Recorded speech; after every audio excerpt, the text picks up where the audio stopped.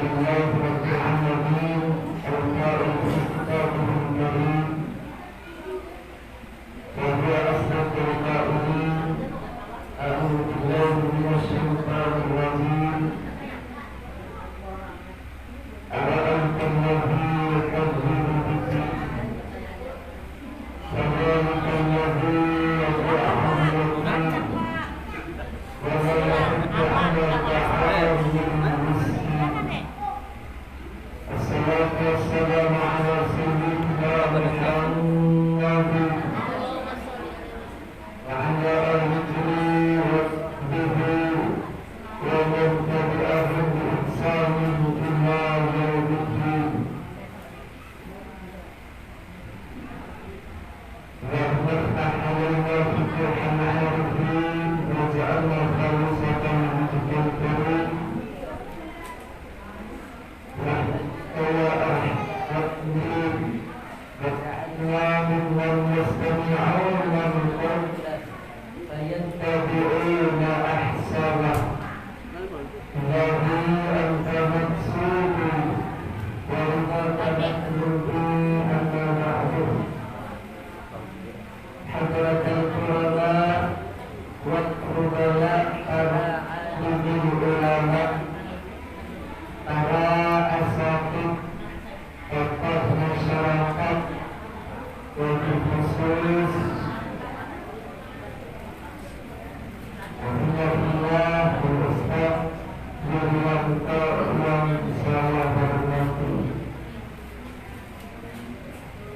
Juga tidak lupa Bapak Ordi yang hadir di masjid yang kita cintai ini, mudah-mudahan senantiasa diberkahi oleh Allah Subhanahu wa Ta'ala. Ibu-ibu dan adik-adik atau anak-anak yatim yang disampaikan oleh Rasul Sallallahu Alaihi Wasallam yang saya banggakan. Alhamdulillah, di siang hari ini dengan izin Allah kita bisa bertemu dan berkumpul di Masjid Nurul Jihad yang kita cintai ini untuk mensyiarkan Islam agama Allah dan menghidupkan sunnah Rasulullah dalam acara bakti sosial yang berupa santunan anak-anak yatim. Mudah-mudahan kita baik kita bersama mendapatkan ridho dari Allah yang tercatat sebagai amalan salihan makbula. Amin Allahumma amin. Barusan saya perhatikan kekompakan warga di sekitar Masjid Nurul Jihad di dalam menghidupkan sunnah Rasulullah sangat-sangat luar biasa. Di masjid yang ada di samping pondok pesantren Nurul Jalan sepi, tidak ada sama sekali. Kegiatan-kegiatan syiar Islam baik Maulid Nabi Isra Mi'raj apalagi muhadharah tidak ada. Alhamdulillah di tempat ini yang konon ayatnya musalla dirombak dari masjid, kegiatan syiar-syiar Islam sangat-sangat luar biasa. Alhamdulillah. Sedemikian hari ini kegiatan yang diprakarsai oleh Ustaz Yuryanto dan Bapak RT beserta ibu-ibu Majelis Taklim Nurul Jihad dengan mengadakan santunan anak-anak yatim. Kenapa kok Majelis Taklim Nurul Jihad yang diprakarsai oleh Ustaz Yuryanto dan Bapak RT mengadakan santunan anak yatim di bulan Muharram? Lebih-lebih kalau bisa pas di hari Asyura, yakni bulan Muharram tanggal 10. Sekarang tanggal berapa, Ibu? Muharramnya, Muharram tanggal berapa sekarang? 14 lewat 4 hari. Cuma nggak apa-apa, karena Muharram masih bulan yang dimuliakan oleh Allah, yang di dalamnya ketika mengerjakan kebaikan dilipat gandakan oleh Allah Subhanahu wa ta'ala. Cuma bulan Muharram yang paling istimewa adalah tepat tanggal 10 di hari Asyura ini. Jadi bulan Muharram itu bulan yang istimewa, bulan yang mulia. Di bulan Muharram yang istimewa ada satu yang sangat istimewa dari Allah, ada satu yang sangat diistimewakan, dispesialkan oleh Allah, yakni hari Asyura. Maka diriwayatkan dalam kitab Fathul Bariyah, barang siapa yang berbuat baik, man ahsana ila yatimin wahid, barang siapa yang berbuat baik kepada satu anak yatim, barang siapa yang menyantuni anak yatim, satu anak yatim, menyantuni satu anak yatim, berbuat baik pada anak. Nah, menyantuninya atau berbuat baiknya kepada anak yatim yauma Asyura dilakukan di bulan Muharram, tepatnya tanggal 10 Muharram. Maka apa pahalanya kata ulama dalam kitab Fathul Bariyah? Orang yang berbuat baik pada anak yatim, menyantuni anak yatim satu saja di bulan Muharram atau di hari Asyura, maka seakan-akan faka'annama ahsana ila ajtami bani Adam, maka seakan-akan meskipun dia cuma menyantuni satu anak yatim, seakan-akan sama seperti telah menyantuni semua anak yatimnya Bani Adam. Alhamdulillah. Cuma nyantunin satu anak yatim ini, yang diantunin sekarang ada berapa ini? Anak yatim yang dapat santunan berapa sekarang? Padahal nyantunin satu anak yatim di bulan Muharram pahalanya sama seperti menyantuni semua anak yatim di seluruh dunia. Apalagi menyantunin 2 anak yatim, apalagi menyantuni 3 anak yatim, tentunya pahalanya lebih besar karena dilipat gandakan oleh Allah Subhanahu wa ta'ala. Ini rahasia kenapa di bulan Muharram banyak masjid-masjid, musola-musola, sekolah banyak melakukan kegiatan santunan anak yatim, karena berdasarkan riwayat ini. Jadi yang menyantuni yatim, berbuat baik pada anak yatim di bulan Muharram atau di hari Asyura, pahalanya sama seperti menyantuni semua anak yatimnya Bani Adam alaihissalam. Dilanjutkan dalam kitab tersebut, wa masaha ala ra'sihi, dan barang siapa yang ketika menyantuni anak yatim memberi sedikit rezekinya, memberi hadiah pada anak yatim di bulan Muharram, kemudian mengusap kepalanya. Ini akhirnya banyak yang melakukan. Ketika ngasih santunan, tangan yang memberi mengusap anak yatim. Melihat ibu, itu apa faedahnya? Kata ulama, setiap rambut yang terkena usap oleh tangannya orang yang melakukan santunan pada anak yatim di hari Asyura atau di bulan Muharram, setiap helai rambut akan mengangkat derajatnya kelak di hadapan Allah, akan mengangkat derajatnya di surganya Allah Subhanahu wa ta'ala. Satu rambut akan mengangkat 1 derajat. Kalau yang diusap ada 100 rambut, maka derajatnya juga makin ditinggikan oleh Allah sebanyak rambut yang terkena sentuhan atau usapan oleh tangan orang yang melakukan santunan pada anak yatim di bulan Muharram. Ini spesialnya, istimewanya bulan Muharram hingga dikenal dengan lebarannya anak-anak yatim. Jadi lebaran anak-anak yatim Muslim banyak mendapatkan santunan, banyak mendapatkan kebahagiaan di bulan Muharram karena berdasarkan hadis ini, berdasarkan riwayat ini. Juga berdasarkan jaminan dari Rasul sallallahu alaihi wasallam. Dalam satu riwayat Nabi menyatakan, ana wa kafirul yatim fil jannah hakadha. Nabi sambil mengangkat kedua jarinya. Ana wa kafirul yatim, kata Nabi, fil jannah hakadha. Saya dan orang yang menyantuni anak yatim, yang perhatian peduli baik kepada anak yatim, fil jannah hakadha, maka kelak di dalam surga laksana dua jari saya ini, yakni jari tengah dan jari telunjuk. Artinya apa? Jaraknya dengan Nabi kelak di dalam surga dekat, tidak jauh.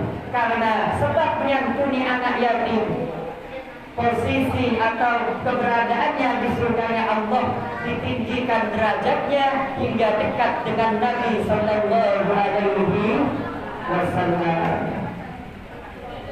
Apalagi Rasul diterangkan dalam kitab Bajatul Wasail itu punya 11 syafaat. Jadi Nabi Muhammad sallallahu alaihi wasallam punya berapa syafaat? 11 syafaat. Yang ini tidak dimiliki oleh nabi-nabi yang lain.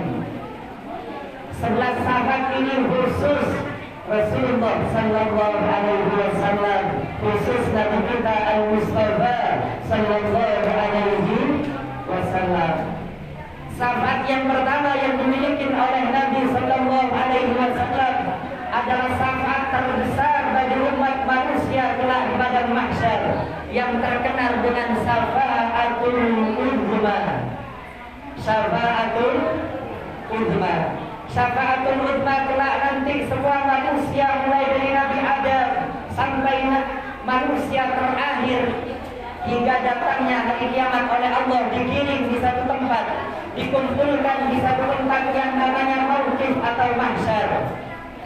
Nah, di sana nanti oleh Allah matahari direndahkan ada di atas kepalanya, dan tanah yang diinjak bukan lagi tanah yang sekarang kita injak, tapi oleh Allah sudah dirubah menjadi tanah putih yang sangat panas. Di atas panas, di bawah panas, di depan, belakang, samping, kanan, kiri kita padat penuh dengan miliaran umat manusia. Kira-kira bayangkan bagaimana kita nanti saat berada di sana ketika matahari direndahkan oleh Allah. Bumi atau tanah yang kita injak dijadikan tanah yang panas.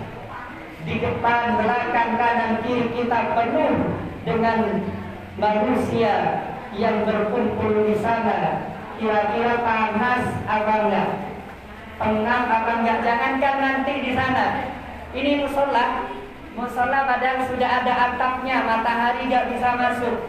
Ada karpetnya. Cuma dimasuki oleh orang 1000, masuk semua ke sini orang 1000. Meskipun sudah matahari enggak bisa masuk, ada karpetnya, cuma diisi orang 1000. Gimana rasanya itu? Panas. Kira-kira bisa nggak ada di dalam musola satu hari ketika diisi penuh oleh 1000 orang? Atau ada di musola 1 jam? Kira-kira bisa nggak itu? Padat dengan manusia ada 1000 di sini 1 jam, kuat nggak di musola? Nggak kuat, panas, pengen cepat-cepat keluar. Apalagi di padang mahsyar yang matahari ada di kepala kita, tanah yang diinjak dijadikan tanah yang panas oleh Allah, dan semua manusia di saat itu berkumpul di sana semua. Dan Allah pada waktu itu mendiamkan manusia karena murka, hingga semua para nabinya Allah gak berani untuk berbicara apapun, apalagi sampai bertindak apapun memberikan pertolongan kepada manusia, yang ada yang berani. Datang manusia bergerombol pada Nabi Adam alaihissalam. Ya Adam, anta abul bashar. Wahai Nabi Adam, engkau adalah bapaknya manusia. Kami semua datang kepadamu wahai Nabi Adam karena sudah tidak kuat ada di tempat ini. Isfa' lana ya Adam, berilah kami syafaat, berilah kami pertolongan wahai Nabi Adam, kami sudah tidak tahan ada di tempat ini. Akhirnya ketika mendengar permintaan manusia yang datang pada Nabi Adam angkat tangan sambil mengatakan, nafsi, nafsi, saya tidak bisa berikan pertolongan kepada kalian, tidak bisa berikan syafaat kepada kalian, karena saya teringat akan satu kesalahan yang pernah saya lakukan, yakni ketika saya dulu makan buah rugi yang dilarang oleh Allah. Itu sampai sekarang saya ingat, hingga saya tidak bisa memberikan pertolongan kepada kalian. Nah, itu manusia ibu datang pada Nabi Adam bukan ujuk-ujuk langsung ketemu. Karena semua manusia kumpul, Nabi Adam dicari gak ketemu-ketemu. Ketemunya sampai kapan? Lamanya manusia mencari Nabi Adam selama 1000 tahun baru ketemu Nabi Adam. Bayangkan ada di padang mahsyar nyari Nabi Adam, gak ketemunya setelah mencapai berapa? 1000 tahun baru bertemu dengan Nabi Adam. Ketika bertemu ternyata Nabi Adam tidak bisa memberikan syafaatnya, tidak bisa memberikan pertolongannya.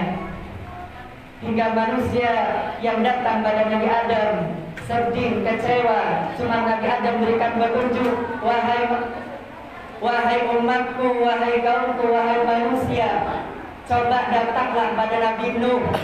Mungkin Nabi Nuh bisa memberikan pertolongan, memberikan syafaatnya kepada kamu semua. Akhirnya sesuai dengan saran petunjuk Nabi Adam, manusia berbondong-bondong datang mencari Nabi Nuh alaihi salam. Cuma tetap Nabi Nuh tidak langsung bisa diketemukan oleh semua orang yang mencari Nabi Nuh. Baru ketemu ketika sudah mencapai perjalanan 1000 tahun yang sama. Nyari Nabi Adam 1000 tahun, nyari Nabi Nuh 1000 tahun, baru ketemu. Udah berapa tahun? 2000 tahun ini baru Nabi Nuh sampai Nabi Muhammad. Berapa tahun berarti ada di badan masyarakat? Ini saya singkat. Ketika bertemu dengan Nabi Nuh pun ketika diminta, wahai Nabi Nuh, engkau adalah bapak kami yang kedua. Engkau adalah bapak kami yang kedua, karena ketika engkau oleh Allah diutus, semua manusia oleh Allah dibinasakan melalui gelombang banjir yang sangat dahsyat, melalui badai gelombang banjir yang sangat dahsyat hingga menenggelamkan, mematikan semua manusia yang ada di bumi, kecuali yang hidup yang ikut bersamamu wahai Nabi Nuh alaihi salam. Jawaban Nabi Nuh ketika diminta pertolongan oleh kaum manusia, oleh umat manusia pada waktu itu, sama, angkat tangan, tidak bisa berikan syafaat. Wahai umat manusia, hari ini saya tidak bisa ngapa-ngapain, tidak bisa memberikan pertolongan pada kalian semua. Jangankan menolong kalian, menolong anakku sendiri yang bernama Kan'an saya tidak mampu. Kan'an oleh Allah ditenggelamkan, dimatikan dalam keadaan kafir. Alhamdulillah. Nolong anakku sendiri saya tidak mampu, apalagi menolong kalian semua. Ini Nabi Nuh.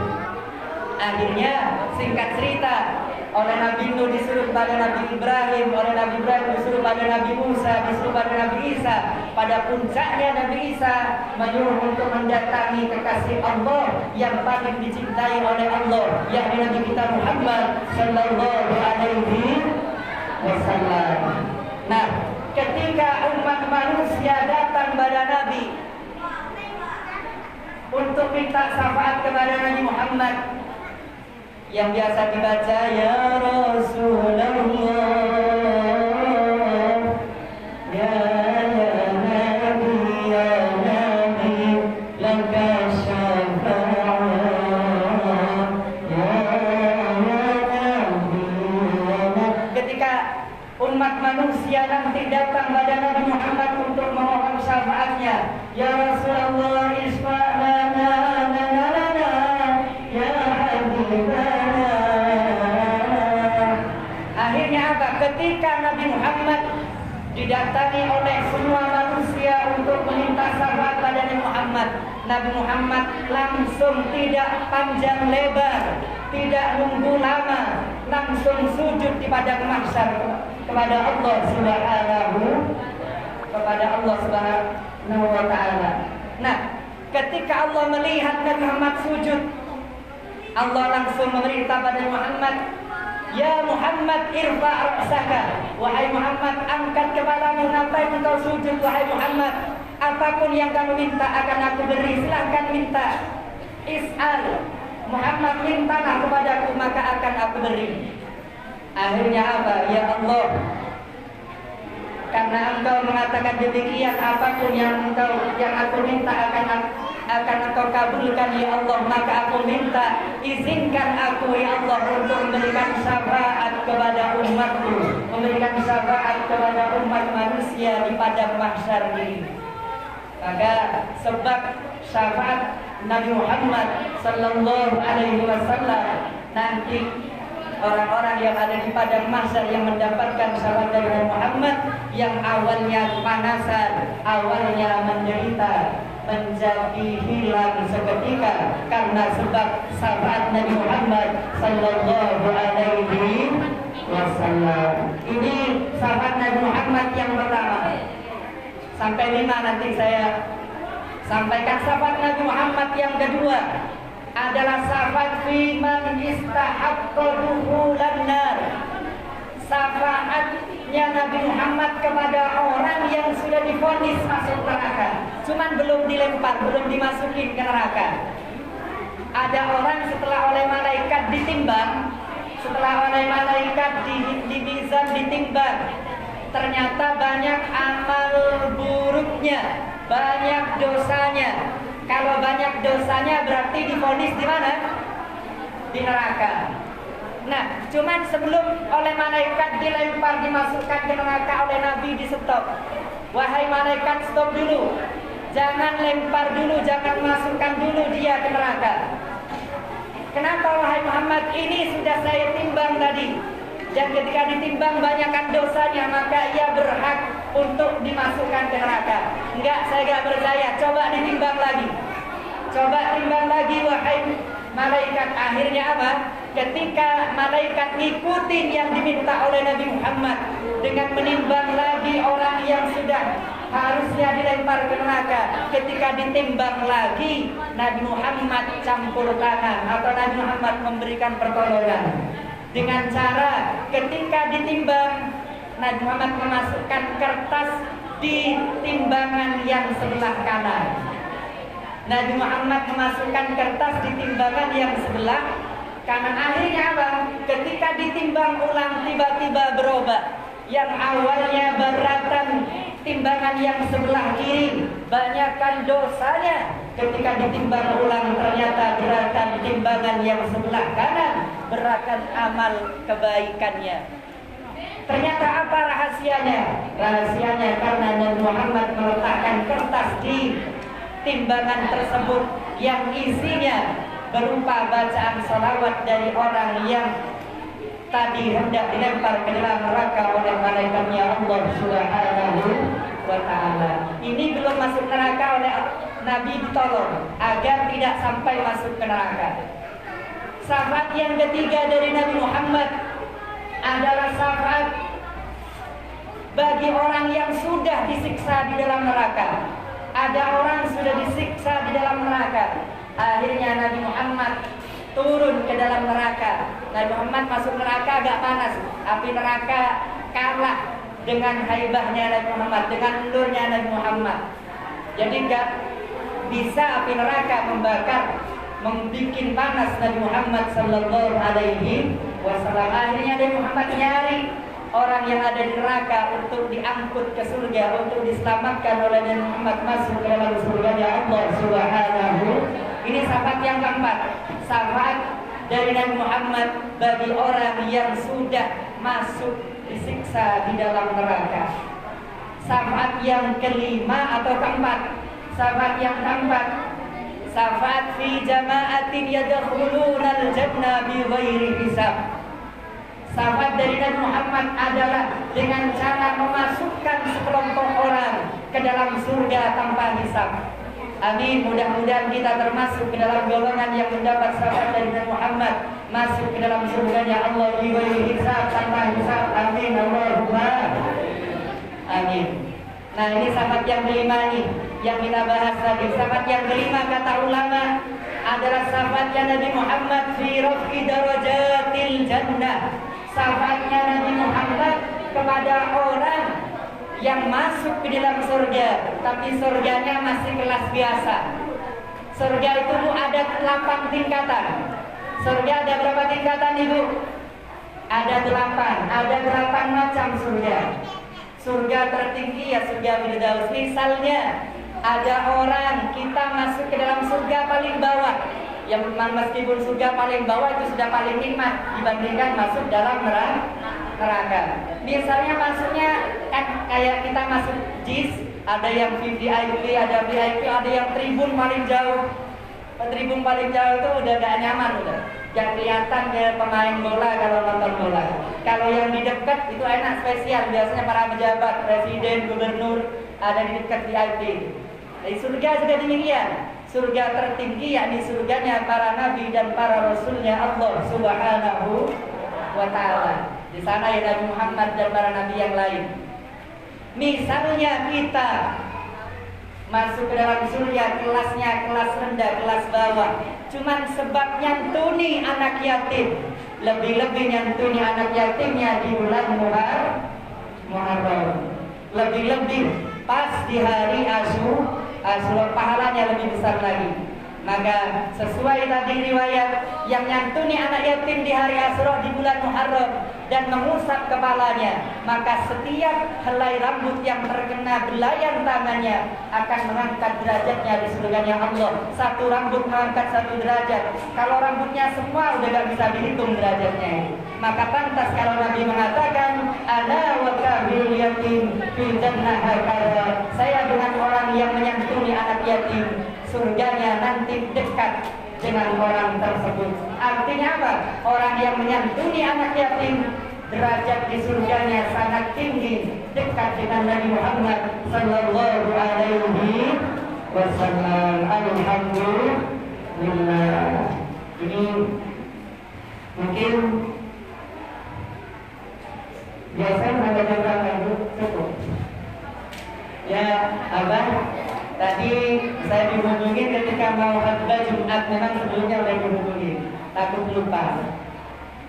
Habis dari Jumat saya langsung ke sini, takut telat. Sebenarnya masih banyak yang ingin saya sampaikan, di antaranya tentang tahun baru Islam, tentang nanti hari kemerdekaan Indonesia dan seterusnya.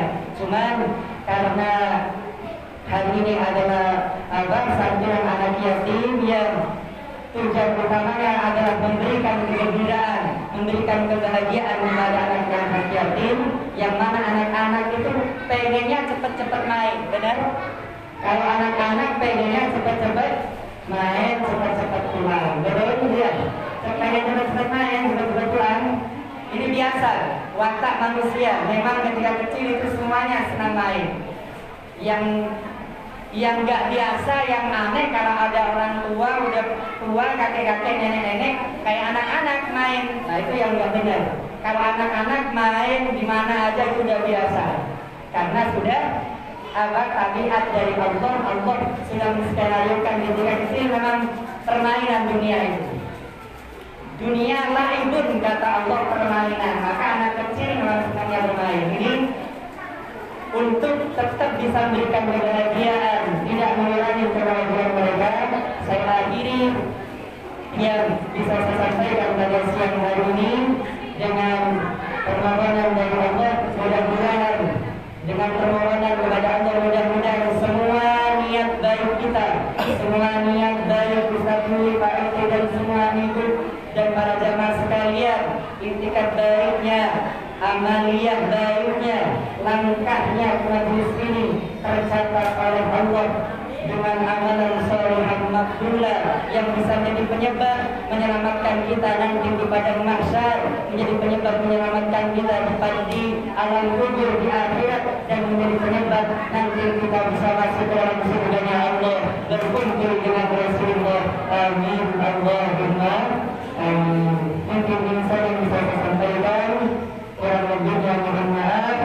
Hasbunallahu wa iyyakum ajma'in. Astagfirullah min qaulin bila amalin. Wassalamualaikum warahmatullahi wabarakatuh.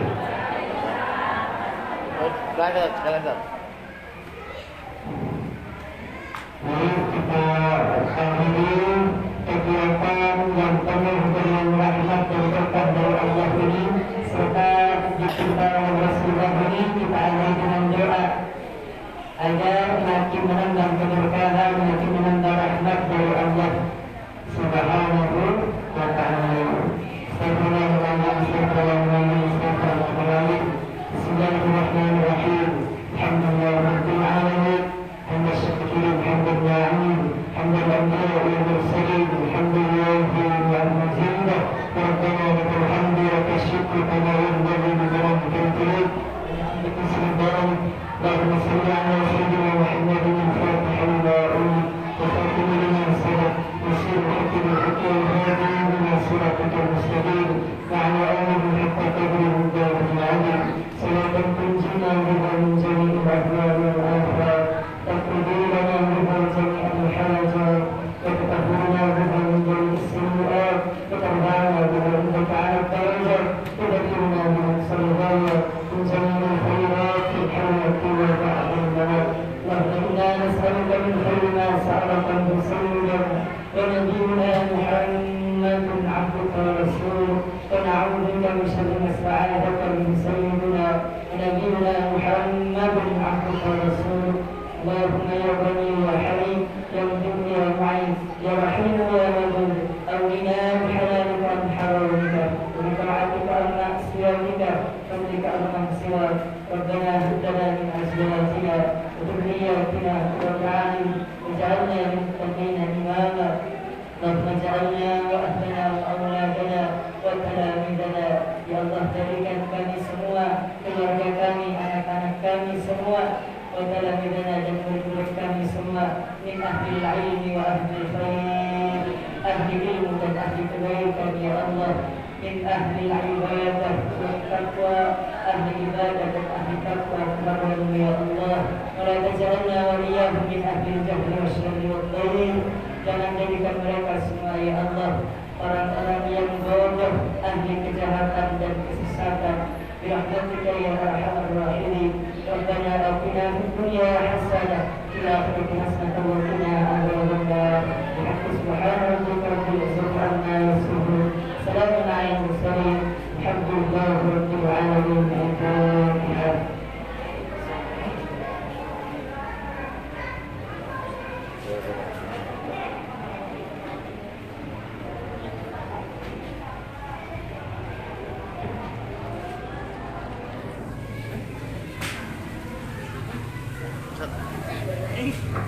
Dibantu.